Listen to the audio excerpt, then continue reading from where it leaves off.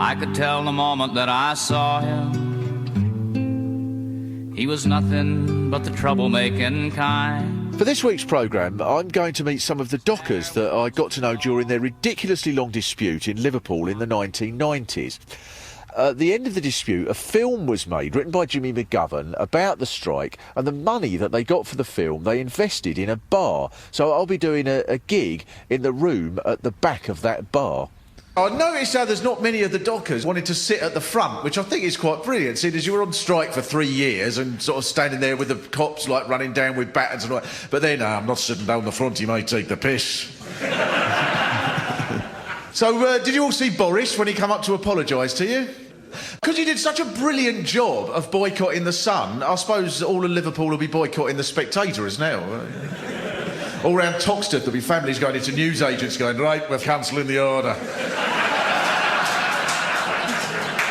From now on, we're just having Punch, The New Scientist, The New Internationalist and The Daily Star, and that's it, please. When I first became a socialist, I'd hear people talk about the need to take issues to the working class, as if there was this mythical dragon over the hills with hairy arms and a rivet gun. But working class means having no control over your conditions. The working class are these poor teenagers in Dixons whose brains have been turned to mush standing behind kettles all day long listening to piped music. So you ask them anything and they just stare into the middle distance going, plugs? Never heard of them. Or even glamorous jobs like air stewardesses who have so little control they have to stand there at the end going, thank you for flying with us, I hope you enjoyed your flight. Thank you for flying with us, I hope you enjoyed your flight.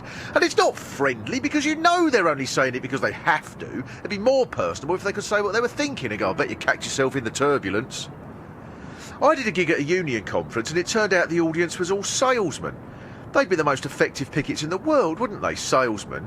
If anyone was crossing the picket line, instead of chucking rubble at them, they'd go up to them with a clipboard and say, good morning, could I interest you in some solidarity for this dispute? And if the person came out on strike and joined it, then they'd turn around to their mates and go, close the deal. First thing I remember was what's become known as the Winter of Discontent, which has gone into mythology as this time when, for some reason, the dead were just left unburied. But I'm sure that people now must just imagine that that's what unions did back in those days. They just sort of went into the manager's office and they said, give us a rise, otherwise we're chucking a corpse over your desk. I saw one bloke, a news reporter, it just was while the war in Iraq was on, he said, well, support for the anti-war movement has quite literally melted away. And he was in Parliament Square, he said, on the night before the war began, this square was absolutely packed with anti-war demonstrators. Tonight, just one lonely man with a placard.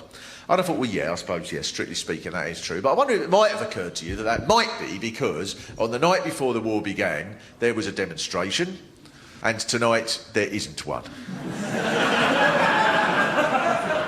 I thought if he becomes a sports reporter, he'll go up to Anfield on a Monday afternoon and go, support for Liverpool Football Club has quite literally melted away. Saturday, 45,000. This afternoon, just the cleaner. When they went into Iraq and they found his palace, and all the papers, look, he had a palace. We knew he was evil, but while his people were poor, he had this huge palace with expensive ornaments and big, extravagant things, unlike our own royal family who lived in a terraced house in Toxteth. Robin Hood, riding through the glen. Robin Hood, with his band of men. The attitude towards unions is puzzling in this country because most of us are brought up to believe that it is morally decent to help the poor, if necessary at the expense of the rich, like in The Good Samaritan. And yet it's quite common to get somebody like the company chairman who was recently on the radio who said his £1.7 million salary was essential in order to attract talent like him. Because I suppose if he was only paid 1.3 million, he'd take his wage packet home on a Friday and his wife would tear it open and go, is that it? 20 grand? How am I going to last a week on that? The kids need feeding, the moat needs cleaning, the panda needs brushing. Get off your arse and do some overtime. I used to love going to union meetings where you get the union officials and they stand up and they say, Ched Braithwaite, Vice Secretary of the Regional Departmental Finance and General Purposes Committee, South East Region, incorporating Sidcup, of the General and Municipal Union of Asphalters and Allied tarmac-related trades, and as such, representing 27 million workers. I'll tell you, the other ones to watch are the ones who go on and on about how militant they've been in the past, especially if they're from Glasgow, in my experience. Oh, I tell you what, I've led that many strikes, I couldn't count them, I tell you. I remember one day, right up on the Clyde, on the old shipyards there, one day, right, I went into the manager's office, right, I said, you see that wee liner there? My boys have told me they don't like the way it's facing. Unless it's facing the other way by 10:30 this morning, right, we're out the door. I tell you what, a wee foreman, he's got up, he's pushed it around himself. That was right, a militant I was, right. And what happens is that then they'll make a speech where they go, and that's right, I'm telling you, the only way to win this strike is to call it off. When you're sort of growing up and becoming a bit of a radical and stuff, and you start getting books, this is one of the things that happens, I find. And the first time I'd started meeting other people who were socialists and radicals and stuff, and they had all these books, and part of me was really impressed, although there's another part of me that thought, well, yeah, but you're wasting your money, mate, aren't you? Because the thing is, where I was brought up, we had a bookcase, but it didn't have books in it. Houses like mine didn't have books. You had a bookcase and there were 4 shelves in it, and the first one would just be a shelf with just like jugs full of elastic bands. And then the next one would be all little ornaments that had been brought back from places like Southport. And then there'd be me dad's easy to collect leather weekly compendium A to Z of gardening that he got about as far as P and then gave up. And that was all the books we had in our house. And then you go and you meet this people, but they've got books everywhere. So a part of me is impressed and part of me is thinking you're wasting your money, because I know it takes a year to read a book. So let's say you're 30, even if you live to be 80, all you need is 50 books. You've got about 100 here, they've seen you coming, mate.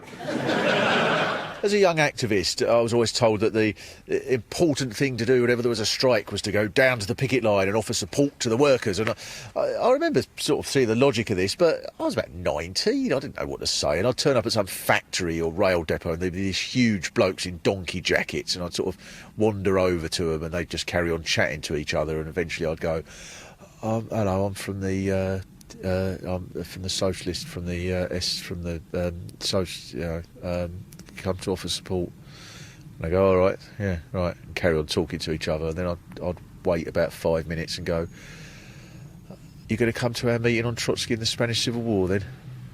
No? Well, good luck anyway then, bye. Seems the last day of the miners' strike was a Magna Carta in this part of town. So recently I've been talking to Paul Wetton, who was from a Nottingham pit. When strikes started and demonstrations, and I remember the first time that the Gay Liberation Front turned up, and there's this bunch of airy-arse rippers, you know, miners, bloody hell, the Gay Lib. But when they'd intermingled, when they sat down and had a pint over something, and the exchange of ideas, right? Same with the black community and the Asian community, you know. The sort of blacks sitting down with mine and they say, you think you're getting hassle from the cops, man? They say, yeah, we put up with that for the last 20, 30, 40 years, you know. And the exchange of ideas and the way that society was going and that, it was absolutely brilliant to see.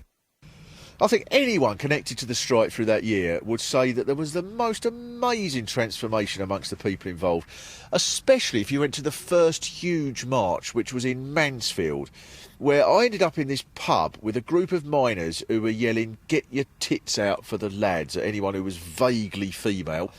And then one of these lads stood on a table, stripped naked, and started shouting, "Come here and get on end of this," which was a very novel chant for a demonstration. I suppose if he was more used to the culture of protest, it would have gone, "What do we want?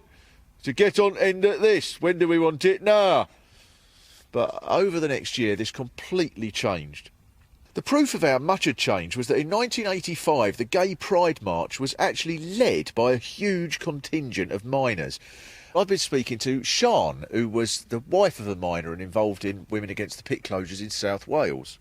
My children have grown up totally unfazed by being in gay communities, and that's a good thing. We got to know some super people from all over the world in this way, people that we still remain in contact with, and we regularly went to visit them at their homes in London. On one never to be forgotten occasion, I remember we'd all been out the night before, and inevitably, we'd ended up with an extra person coming home. And the next morning, all through breakfast, my daughter continued to look at this guy. And after a little while, she asked who he was. And he gave his name. Next question was, well, why are you here?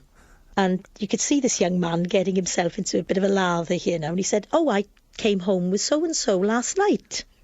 Oh, she said, will you be taking me down the park later? This young man sort of was quite disconcerted. And he said, well, no, I don't think I'm going to be here, he said. Oh, what a pity, she said. The last one he brought home took us down the park. And the pitch strike was even more like that, especially in London, because you'd have all these meetings at the start of it, and all these people that come down from Grimethorpe and Ollerton and all these places we never heard of, and there'd be these meetings where this bloke would get up and say, right, well, thanks for inviting us, and up and, there's, plenty of coil in pit, and all we got is, one scubbard here's already been done for laking and stuff, and all we want is, not much, but just, keep digging coil for, snap and stuff like that, and everyone in the room's going, is he for it or against it, this bloke? There was a brilliant one about Saddam's sons that I saw when Saddam's sons were killed that said that they both spoke with a Yorkshire accent because they'd learned English off a Yorkshireman. I thought they must have made that up. So what, at the start of the war, they were going to hear they found now take away chemical weapons around these parts. I'll tell you that for nought. I'm dead worried about Father Marge, because he will away, and he carries on working. I tell him to rest, but he will, living in all in ground, and we tried to get council to put in ramp, And the police make it hard wherever I may go, and I ain't got no home in this world anymore. The other group of people I saw a lot more of that year than I'd expected was the police. And you sort of relearn attitudes towards the police involved in anything like that, because the image of the police is mostly of this force committed to stopping crime, and though when I was burgled they just come round and went, yeah, well, see a door like this, they'll break straight through, if you see anything suspicious let us know, and just left. If the British police had been in charge of New York, they'd have turned up at Ground Zero and gone, cool, they made a mess of this, you've had in here, don't you, Al-Qaeda. Yeah, they'll be miles away by now, we won't catch them. Well, here's a crime number, you'll need that for the insurance. If you see anything else suspicious, let us know. But virtually the entire police force was mobilised to deal with the miners' strike, one of which was Robin, who I went to visit. We were lying in the sun, eating sandwiches, reading books, and all the rest of it. And within about 200 yards of us, if as far as that, probably 100 yards, we could see this business with people on horses chasing other people and a lot of shouting and bawling and goodness knows what. Did your superiors know you were lying in the sun while you were supposed to be bashing miners? We were brought in an enormous convoy. We were at that time simply supposed to be a reserve. I mean, we had all our kit, we had all our equipment with us, but we'd been bussed in from somewhere else, and to begin with, it was simply a case of getting the opportunity to catch up on things like refreshments and all the rest of it and wait and see what happened. Most miners that I would have spoken to who supported the strike will have accounts of the police waving wage packets at them, look, you're starving, this sort of thing, to taunt them. Did you ever witness any of that? I didn't witness it. There was a lot of stories going around. Undoubtedly, there was a lot of overtime pay, so it would be stupid of anybody who was around at the time to say that they didn't get quite a lot of extra cash. So you were quite disappointed when it ended then? I don't know. I think most people had had enough, frankly, by the time it had ended. It had gone on for a year. You weren't gonna try and lobby Arthur Scargill and say keep this going see if you can keep it going for a second year. I've got my eye on this place in Spain. Yeah, I mean, a lot of people tended to talk about things that almost named after Arthur, in the sense that if it hadn't been for Arthur, they wouldn't have got them. They wouldn't have had the money to buy them. I mean, that probably I mean, I can imagine that is enough to get up anybody's nose, but I mean, it's nevertheless true. I did actually meet Arthur Scargill a few years after the strike at this event that was put on by Mark Thomas connected to pensions. And he came over and started to say hello. And I thought, blimey, I'm meeting Arthur Scargill. The way a normal person might go, blimey, I'm meeting Meryl Streep. But he turned out to be one of these people who speaks to you with his face right in your nose. And he never stops talking. And he refers to himself in the third person. So that the whole time he's pressed up against me going, a few years ago, Arthur Scargill was involved in a dispute with the National Coal Board concerning pensions. And when Arthur Scargill attended court, what did Arthur Scargill say? And after he'd gone, the bloke next to me said he was hoping that I'd say, I'm going to go off and meet this Arthur Scargill bloke. He sounds fantastic. You're an idiot, though. The most direct way that the miners' strike affected me personally was that it led to thousands of fundraising benefits. Most of them that I was aware of included Steve Gribbin as part of the Act Skint video. Now, talking about the culture clash, though, remember we did, I'm sure you were there was a benefit at Camden, right at the height of the miners' strike, and there was that culture clash as well, because a lot of people on the left weren't used to having the miners around with them as well. When these miners came down for the strike, there's about 25 of them, and they all suddenly got drunk, really, really drunk, and then they started chatting up all the lesbian separatists, and one of them actually pinched them on the bum, and there was that all hell broke loose. It was fantastic. And they were just going, what? I couldn't see they'd done anything wrong. Oh, yeah, I had a nice arse, I pinched it. Oh, God. We're like in the middle. Separatists. I know, it was fantastic. I remember sort of doing one in a hall in Battersea. There was about 100 people in there just dancing, and I sort of got in and I was going around saying who's organised, and eventually I got hold of this bloke. We went over to the disco thing and he said, yeah, you can use this little mic here, and it was the mic that was on the turntable, so it was just a little thick metal worse than nothing thing. Yeah. It was, and so I had to bend right over and talk into it. And then the DJ said, that was the specials, and now we got Mark Still. And I just sort of started talking, and people carried on dancing. They weren't even aware that the record had stopped. They just thought I was the next record. We turned up once into a bar in Dorothy Miners Club, and there was a band on stage playing, but there was no lead singer. Then we watched the microphone lead went out of the thing, off the stage and out into the doors at the back, and we said, what's happening? He goes, oh, that's him. He was in here last week. He's barred. He's not allowed to set foot in here for a week.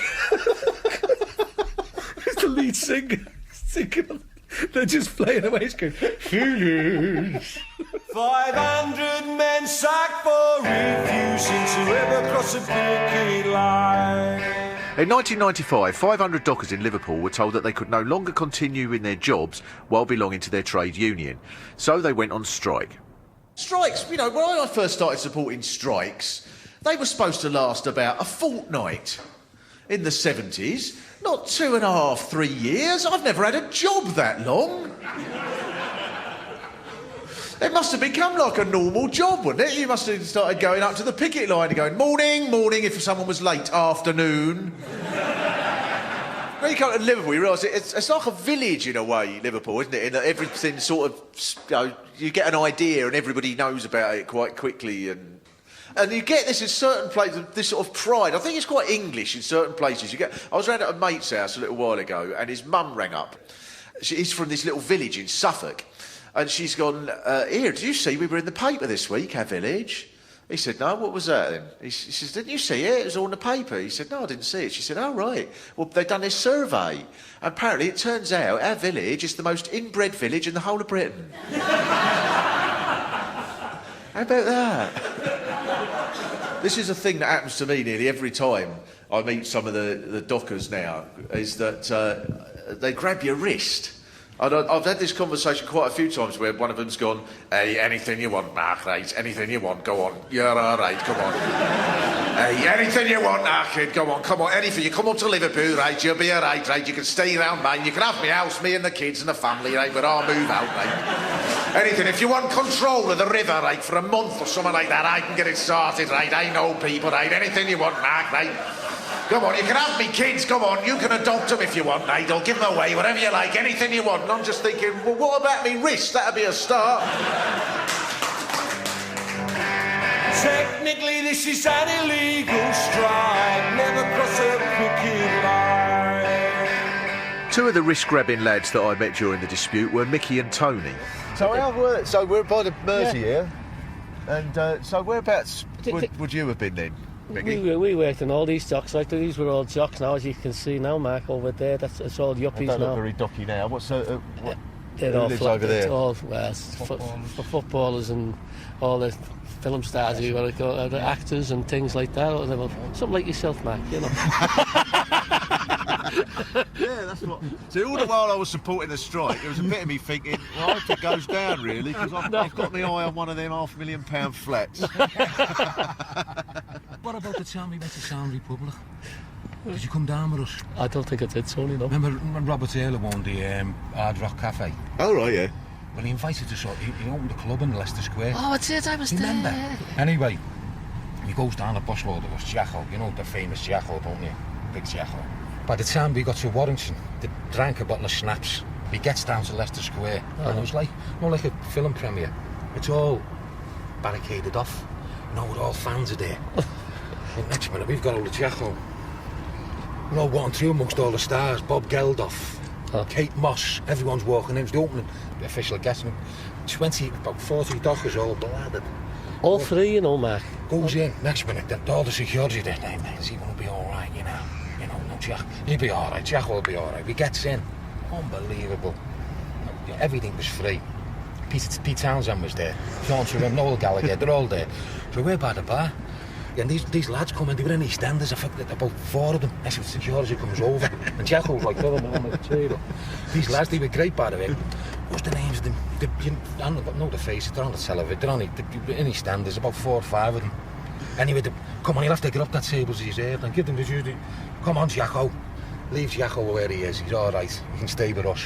So that the EastEnders boys? Yeah. Because once Jacko goes to sleep for 5 minutes, he's all right then. He's a new man. Yeah. So the head bouncer comes over to me and Kevin Bills when he goes, listen, do us a favour.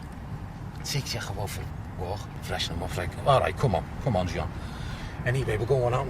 Jacko and who are these coming out now? Next minute, all the fans are all looking at Jacko like that. Big red nose on him, like WC Fields. It's all young girls, and they had like barriers like that, and we're walking in, and I don't know, cheering and everything, all screaming. I said, just wave to them, you know, all right. But do you know what I mean? But in them like dues, Mark, they have like young girls and fellas standing there with food. Yeah. Standing on posts. Oh, yeah. And it's like, and our lads were going home, get yourself a drink. Giving them a dropsy. Yeah. Giving them a fat.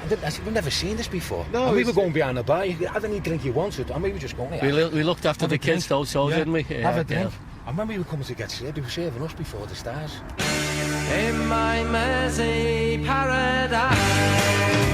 So every Friday morning, throughout the whole of the Dockers strike, they used to have these meetings in Transport House, and all of the dockers just about would turn up, and they invited me to speak at it, which I did 3 times actually.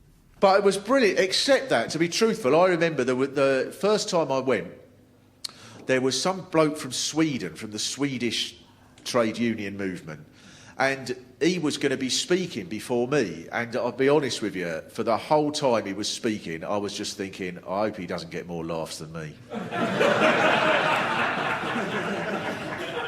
How humiliating would that be? I've never seen anything as democratic in my life as I saw in that room, especially the guy who would read out the Treasurer's report, and it was just a list of all the donations from that week. And of course, it went on for about an hour and a half.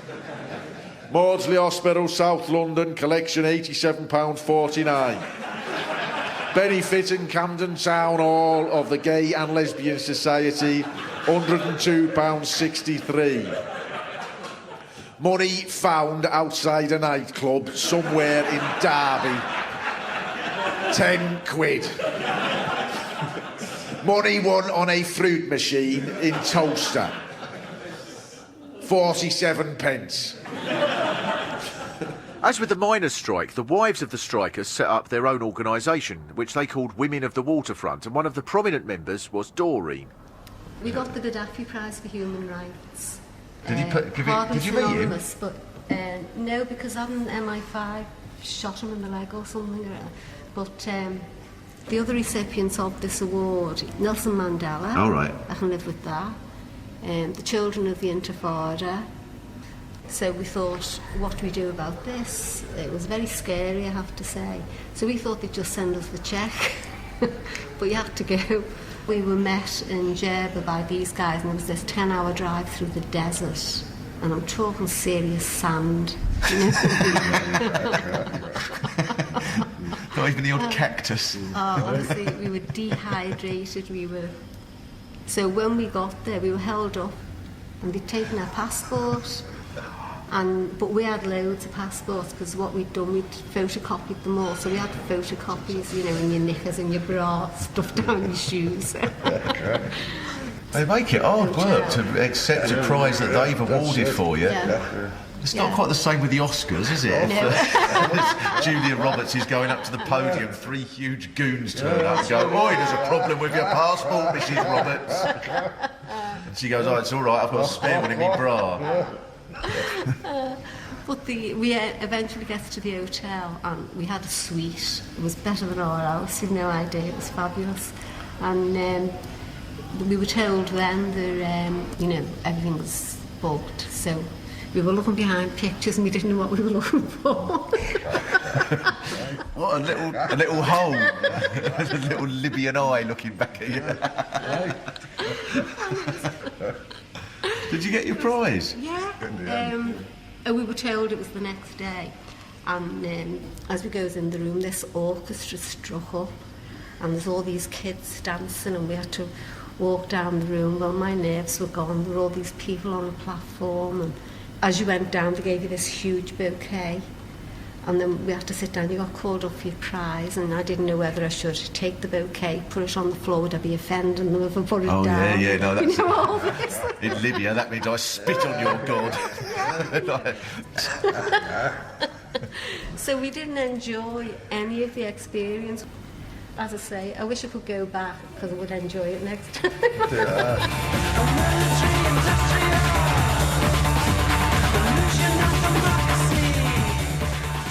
Loads of people today would say that some of the most inspiring times they've ever had have been supporting people like the miners and the dockers. And that may well be because even if you work in a place like Tesco's or for Quick Fit or for a call centre, that being in a union is really the only defence that you've got. But probably the main reason why so many people would say that it was definitely worth supporting people like the miners and the dockers is because, above all else, it was fun.